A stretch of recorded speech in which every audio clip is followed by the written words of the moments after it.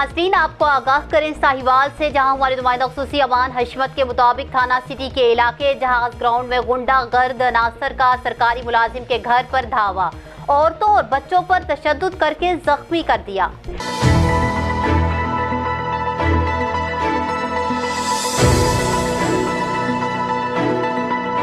आपको बताएं, थाना सिटी के इलाके जहाज ग्राउंड गली नंबर 2 में सरकारी मुलाजिम के घर पर गुंडागर्द अनासर की बदमाशी, जबरदस्ती घर के अंदर दाखिल होकर औरतों और बच्चों पर तशद्दुद किया और घर के सामान की तोड़फोड़ की।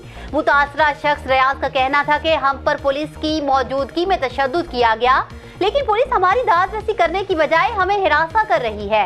अहले मोहल्ला का कहना था कि रियाज के साथ ज्यादती हुई है और गुंडागर्द अनासर ने उनके घर में दाखिल होकर औरतों और बच्चों पर तशद्दुद किया है। मुतासरा शख्स का कहना है कि वो बासर लोग हैं, मुझे उनसे जान का खतरा है। मेरी वज़ीर आला पंजाब और RPO साहिवाल से अपील है कि हमें तहफ़्फ़ुज़ फराहम किया जाए।